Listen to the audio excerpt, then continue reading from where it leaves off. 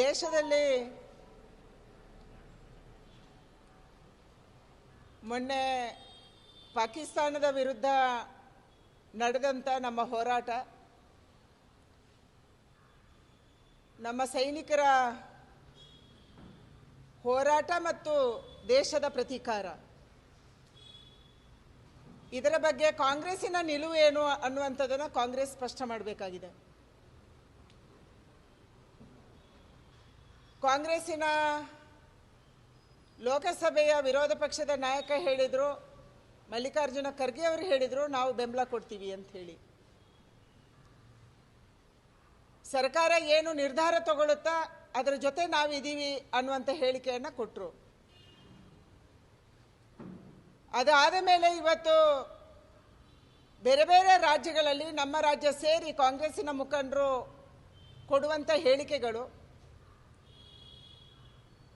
ಹೈಕಮಾಂಡಿನ ನಿರ್ಧಾರ ಮತ್ತು ರಾಜ್ಯ ನಾಯಕರ ಹೇಳಿಕೆಗಳಿಗೆ ಏನಾದರೂ ಸಂಬಂಧ ಇದೆಯಾ? ಪರಸ್ಪರ ವಿರೋಧಾಭಾಸವಾಗಿ ಯಾಕೆ ಹೇಳಿಕೆ ಕೊಡ್ತಿದ್ದಾರೆ? ಇದು ಹೈಕಮಾಂಡಿನ ಸೂಚನೆಯ? ಇದನ್ನು ಕಾಂಗ್ರೆಸ್ ಇವತ್ತು ಸ್ಪಷ್ಟ ಮಾಡಬೇಕು. ನಮ್ಮ ದೇಶದ ಸೈನಿಕರು ಪ್ರಾಣದ ಹಂಗನ್ನು ತೊರೆದು ಪಾಕಿಸ್ತಾನದ ಒಳಗೆ ಹೋಗಿ, ಪಿಒಕೆನೂ ಅಲ್ಲ, ಪಾಕಿಸ್ತಾನ ಆಕ್ಯುಪೈಡ್ ಕಾಶ್ಮೀರನೂ ಅಲ್ಲ, ಪಾಕಿಸ್ತಾನದ ಒಳಗೆ ಹೋಗಿ ಯಾವ ಅತ್ಯಂತ ಪ್ರಪಂಚದ ನೋಟೆಡ್ ಭಯೋತ್ಪಾದಕರಿದ್ದಾರೆ ಅವರ ಮನೆಗಳನ್ನು, ಅವರ ತರಬೇತಿ ಕೇಂದ್ರಗಳನ್ನು ಒಡೆಯುವಂಥದ್ದನ್ನು ಮಾಡಿದರು. ಅಲ್ಲಿರುವಂಥ ಭಯೋತ್ಪಾದಕರ ಕುಟುಂಬಕ್ಕೆ ಪಾಕಿಸ್ತಾನ ಸರ್ಕಾರ 14 ಕೋಟಿ ಮತ್ತು 1 ಕೋಟಿ ಕೊಡುವಂಥದ್ದನ್ನು ಮಾಡ್ತು. ಆದರೆ ನಮ್ಮ ರಾಜ್ಯದ ನಾಯಕರು ಇವತ್ತು ಕೇವಲ 4 ಫ್ಲೈಟ್ಗಳು ಹೋದವು ಬಂದವು, ಏನು ಸಾಕ್ಷಿ ಇದೆ ಅನ್ನುವಂಥದ್ದನ್ನು ಕೇಳ್ತಾ ಇದ್ದಾರೆ. ನಮ್ಮ ಸೈನಿಕರ ಶೌರ್ಯದ ಬಗ್ಗೆ ಅನುಮಾನವನ್ನು ವ್ಯಕ್ತ ಮಾಡ್ತಾ ಇದ್ದಾರೆ. ಅಂದರೆ ಕಾಂಗ್ರೆಸ್ ಏನು ಮಾಡಕ್ಕೆ ಹೊರಟಿದೆ? ದೇಶದಲ್ಲಿ ಸಂಕಷ್ಟದ ಸಂದರ್ಭದಲ್ಲಿ ಕಾಂಗ್ರೆಸ್ ಪ್ರತಿ ಸಂದರ್ಭದಲ್ಲೂ ಇದನ್ನು ಮಾಡ್ತಾ ಬಂತು. ಕಳೆದ ವರ್ಷ, ಅದಕ್ಕೆ ಹಿಂದಿನ ವರ್ಷ ನಮ್ಮ ಸೈನಿಕರೇ ಹೋಗಿ ಟಾರ್ಗೆಟ್ ಮಾಡಿ ಹೊಡೆದು ಬಂದರೂ ಕೂಡ ಅದಕ್ಕೆ ಸಬೂಬು ಕೇಳಿದರು, ಅದಕ್ಕೆ ಸಾಕ್ಷಿ ಕೇಳಿದರು. ಮತ್ತೆ ಸಾಕ್ಷಿ ಕೇಳುವಂಥ ದುಷ್ಕೃತ್ಯವನ್ನು ಇವತ್ತು ಕಾಂಗ್ರೆಸ್ ಮಾಡ್ತಾ ಇದೆ. ನಾನು ಸಿದ್ದರಾಮಯ್ಯನವರಿಗೆ ಆಗ್ರಹ ಮಾಡ್ತೀನಿ, ಕರ್ನಾಟಕ ರಾಜ್ಯದಲ್ಲಿ ಕಾಂಗ್ರೆಸ್ ನಾಯಕರ ಬಾಯನ್ನು ನೀವು ಮುಚ್ಚಿಸಬೇಕು. ಇಲ್ಲದೆ ಹೋದರೆ ನೀವು ಪಾಕಿಸ್ತಾನ ಪ್ರವಾಸ ಭಾಗ್ಯವನ್ನು ಒಂದ್ಸಾರಿ ಅವರಿಗೆ ಅದೊಂದು ಭಾಗ್ಯವನ್ನು ಕೊಟ್ಬಿಡಿ. ಯಾರ್ಯಾರು ಈ ನಾಯಕರು ಅಸಂಬದ್ಧವಾಗಿ ಮಾತಾಡ್ತಾ ಇದ್ದಾರೆ, ಸೈನಿಕರ ವಿರುದ್ಧ ಮಾತಾಡ್ತಾ ಇದ್ದಾರೆ, ಯಾರು ಸಾಕ್ಷಿ ಕೇಳ್ತಾ ಇದ್ದಾರೆ, ಅವರನ್ನು ನೀವು ಪಾಕಿಸ್ತಾನ ಕಳಿಸಿ 1 ವರ್ಷಕ್ಕೆ. ಒಂದ್ಸರಿ ಅಲ್ಲಿ ಅಧ್ಯಯನ ಮಾಡಲಿ, ನಮ್ಮ ಸೈನಿಕರು ಎಲ್ಲಿ ಹೊಡೆದ್ರು, ಯಾವ ಏರ್ಬೇಸನ್ನು ಹೊಡೆದ್ರು, ಎಲ್ಲೆಲ್ಲಿ ಏನು ಮಾಡಿದ್ರು, ಸ್ವತಃ ಸಾಕ್ಷಿ ಸಂಗ್ರಹ ಮಾಡಿ ಬರಲಿ. ಸ್ವಲ್ಪ ದಿನ ಅಲ್ಲಿ ಅನುಭವ ಪಡೀಲಿ ಅವರು, ಪಾಕಿಸ್ತಾನಿಗಳು ಹೇಗಿದ್ದಾರೆ, ಹೇಗೆ ಪಾಕಿಸ್ತಾನ ನಡೀತಾ ಇದೆ, ಇದನ್ನು ಅನುಭವ ಪಡೆದು ಬರಲಿ. ಜಮೀರ್ ಖಾನ್ ಅವರು ಹೇಳಿದರು, ನನಗೆ ಬಾಂಬ್ ಕೊಟ್ಟರೆ ನಾನೇ ತೊಗೊಂಡೋಗಿ ಬಾಂಬ್ ಹಾಕ್ತೀನಿ ಅಂತ. ಬಾಂಬ್ ತೊಗೊಂಡೋಗೋದು ಬೇಡ, ನೀವು ಪ್ರವಾಸ ಹೋಗಿ ಬನ್ನಿ. ಕೊತ್ನೂರು ಮಂಜು ಅವರಿಗೆ, ಸಂತೋಷ್ ಲಾಡ್ ಅವರಿಗೆ, ಜಮೀರ್ ಖಾನ್ ಅವರಿಗೆ, ಪ್ರಿಯಾಂಕಾ ಖರ್ಗೆ ಅವರಿಗೆ, ಇವರೆಲ್ಲರಿಗೆ ಕೂಡ ಪಾಕಿಸ್ತಾನ ಪ್ರವಾಸ ಭಾಗ್ಯವನ್ನು ಸಿದ್ದರಾಮಯ್ಯನವರು ಕೊಡಬೇಕು ಅನ್ನುವಂಥ ಆಗ್ರಹ ನಾನು ಮಾಡ್ತಾ ಇದ್ದೀನಿ. ಇದು ಒಂದೇ ಪರಿಹಾರ. ನಿಮಗೆ ಸಾಕ್ಷಿ ಬೇಕಲ್ಲ, ನೀವು ಹೋಗಿ ಪಾಕಿಸ್ತಾನ ಅಧ್ಯಯನ ಮಾಡಿ. ವಿದೇಶದಲ್ಲಿ ಅಧ್ಯಯನ ಮಾಡೋದು ಕೂಡ ಒಂದು ಭಾಗ ಇದೆ, ಸರ್ಕಾರದ ಭಾಗ. ಇವತ್ತು ಸಿದ್ದರಾಮಯ್ಯನವರು ಆ ಕೆಲಸವನ್ನು ಮಾಡಬೇಕನ್ನುವಂಥ ಆಗ್ರಹ ಮಾಡ್ತೀನಿ.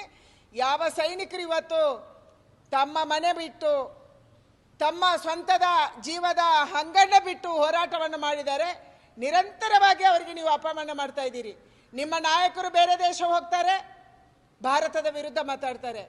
ನಿಮ್ಮ ನಾಯಕರು ಬೆಂಗಳೂರಲ್ಲಿ ಕೂತ್ಕೊಂತಾರೆ, ಟೊಪ್ಪಿ ಉಲ್ಟಾ ಹಾಕೊಂತಾರೆ, ಭಾರತದ ವಿರುದ್ಧ, ಭಾರತದ ಸೈನ್ಯದ ವಿರುದ್ಧ ಮಾತಾಡ್ತಾರೆ. ನೀವು ಚುನಾವಣೆ ಮಾಡೋದು ನಾವು ಮಾಡೋಣ. ಬಿಜೆಪಿ, ಕಾಂಗ್ರೆಸ್ಸು, ಬೇರೆ ಬೇರೆ ಪಾರ್ಟಿಗಳು, ಇಂಡಿಯಾ ಅಲಯನ್ಸು, NDA ಅಲಯನ್ಸು, ಇದೆಲ್ಲವೂ ಯಾವಾಗ? ಚುನಾವಣೆ ಸಂದರ್ಭದಲ್ಲಿ. ಆದರೆ ದೇಶದಲ್ಲಿ ಯುದ್ಧದ ವಾತಾವರಣ ಇರುವಂಥ ಸಂದರ್ಭದಲ್ಲಿ ನಮ್ಮ ಹೆಣ್ಮಕ್ಳು 25 ಜನ ನೇಪಾಳದ ಒಬ್ಬ ಪೆಹಲ್ಗಾಮಲ್ಲಿ ಸತ್ತ ಸಂದರ್ಭದಲ್ಲಿ ಅದರಲ್ಲೂ ನೀವು ರಾಜಕಾರಣ ಮಾಡಕ್ಕೆ ಹೊರಟಿದ್ದೀರಿ. ನಿಮಗೆ ಧಿಕ್ಕಾರ ಇದೆ, ನಮ್ಮ ಹೆಣ್ಮಕ್ಳ ಧಿಕ್ಕಾರ ಇದೆ. ಯಾವ ಪ್ರತೀಕಾರವನ್ನು ನಾವು ಒಟ್ಟಾಗಿ ತೀರಿಸ್ಕೊಳ್ಬೇಕಾಗಿತ್ತು, ಒಟ್ಟಾಗಿ ನಾವು ಇಡೀ ದೇಶ ಒಂದಾಗಿ ನಿಲ್ಬೇಕಾಗಿತ್ತು, ಅದನ್ನು ಬಿಟ್ಟು ಇದರ ಸಾವಿನಲ್ಲೂ ರಾಜಕಾರಣ ಹುಡುಕುವಂತ ಹೋರಾಟದಲ್ಲೂ ರಾಜಕಾರಣ ಹುಡುಕುವಂತ ಕೆಲಸವನ್ನ ಕಾಂಗ್ರೆಸ್ ಇವತ್ತು ಮಾಡ್ತಾ ಇದೆ. ಅದಕ್ಕಾಗಿ ಇಂಥ ಎಲ್ಲ ಕಾಂಗ್ರೆಸ್ ನಾಯಕರಿಗೆ ಧಿಕ್ಕಾರ ಹಾಕಬೇಕಾಗಿದೆ. ಕಪ್ಪು ಬಾವುಟವನ್ನ ಹೋದಲ್ಲಿ ಬಂದಲ್ಲಿ ನಮ್ಮ ಜನ ತೋರಿಸಬೇಕಾಗಿ. ಯಾಕೆಂದ್ರೆ ನಾವು ಸೈನಿಕರ ಜೊತೆ ಇದ್ದೀವಿ, ನಾವು ದೇಶದ ಜೊತೆ ಇದ್ದೀವಿ, ದೇಶದ ರಕ್ಷಣೆ ಜೊತೆ ಇದ್ದೀವಿ. ದೇಶದ ರಕ್ಷಣೆಯನ್ನು ಮಾಡ್ತಾ ಇರುವಂತ ಪ್ರಧಾನಿಯ ಜೊತೆ ನಮ್ಮ ಬಂಧುಗಳಿದ್ದಾರೆ. ಆ ರೀತಿಯ ವಾತಾವರಣ ದೇಶದಲ್ಲಿದೆ. ಅಷ್ಟು ಯಶಸ್ವಿಯಾಗಿ ಇವತ್ತು ತಿರಂಗ ಯಾತ್ರೆ ನಡೀತಾ ಇದೆ. ತಿರಂಗ ಯಾತ್ರೆ ಬಿಜೆಪಿದಲ್ಲ, ತಿರಂಗ ಯಾತ್ರೆ ಜನ ಮಾಡ್ತಾ ಇದ್ದಾರೆ. ಇವತ್ತು ಜನ ಬಂದು ನಿಂತ್ಕೊಂಡು ಫ್ಲಾಗ್ ಹಿಡಿತಾ ಇದ್ದಾರೆ, ಅವರ ಮನೆ ಮುಂದೆ ನಮಗೆ ಫ್ಲಾಗ್ ತೋರಿಸ್ತಾ ಇದ್ದಾರೆ. ಇವರು ಯಾರು ಬಿಜೆಪಿ ಕಾರ್ಯಕರ್ತರು ಅಂತ ಅಲ್ಲ. ಇವತ್ತು ದೇಶ ಒಗ್ಗಟ್ಟಾಗುವಂತ ಸಂದರ್ಭದಲ್ಲಿ ಕಾಂಗ್ರೆಸ್ ಕ್ಷುಲ್ಲಕ ರಾಜಕಾರಣ ಮಾಡುವಂತದನ್ನ ಬಿಡಬೇಕನ್ನುವಂತ ಆಗ್ರಹವನ್ನು ನಾನು ಮಾಡ್ತಾ ಇದ್ದೀನಿ.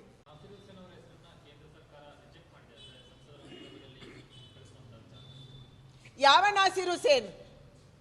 ನಾಸಿರ್ ಹುಸೇನ್ ರಾಜ್ಯಸಭಾ ಸದಸ್ಯರಾಗುವಂತ ಸಂದರ್ಭದಲ್ಲೇ ಅವರು ಪಾಕಿಸ್ತಾನ ಜಿಂದಾಬಾದ್ ಅಂತ ಹೇಳಿಸ್ಕೊಂಡವರು.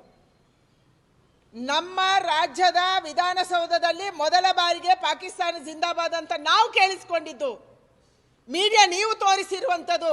ನಾಸಿರ್ ಹುಸೇನ್ ಅವರು ರಾಜ್ಯಸಭಾ ಸದಸ್ಯರಾಗುವಂತ ಸಂದರ್ಭದಲ್ಲಿ ಯಾರು ಪಾಕಿಸ್ತಾನ ಜಿಂದಾಬಾದ್ ಅಂತ ಹೇಳ್ತಾರೆ, ಯಾರು ಅಂಥವ್ರಿಗೆ ಬೆಂಬಲ ಕೊಡ್ತಾರೆ, ಆ ರೀತಿಯ ಮಾನಸಿಕತೆ ಇದೆ, ಅವರನ್ನು ವಿದೇಶಕ್ಕೆ ಕಳಿಸಬೇಕು, ಕೇಂದ್ರ ಸರ್ಕಾರ ದುಡ್ಡಲ್ಲಿ ಕಳಿಸಬೇಕು. ಅದು ಭಾರತ ಮತ್ತು ಪಾಕಿಸ್ತಾನದ ವಿಚಾರದಲ್ಲಿ ಚರ್ಚೆ ಮಾಡಕ್ಕೆ ಅವರನ್ನು ಕಳಿಸಬೇಕು. ಹೇಗೆ ರಾಹುಲ್ ಗಾಂಧಿ ಅವರು ವಿದೇಶಕ್ಕೆ ಹೋಗಿ ಭಾರತದ ವಿರುದ್ಧ ಮಾತಾಡಿದ್ರು, ಅದೇ ಕೆಲಸವನ್ನ ನಾಸಿರ್ ಹುಸೇನ್ ಮಾಡ್ತಾ ಇದ್ರು. ಸರ್ಕಾರದ ದುಡ್ಡಲ್ಲಿ ಭಾರತದ ವಿರುದ್ಧ ಮಾತಾಡಕ್ಕೆ ಯಾರ ಹೆಸರು ಕಳಿಸಿದವರು? ಕಾಂಗ್ರೆಸ್ ಅಲ್ಲಿ ಬೇರೆ ಹೆಸರು ಇಲ್ವಾ? ಕಾಂಗ್ರೆಸ್ ಅಷ್ಟೊಂದು ದಿವಾಳಿ ಆಗಿದೆಯಾ?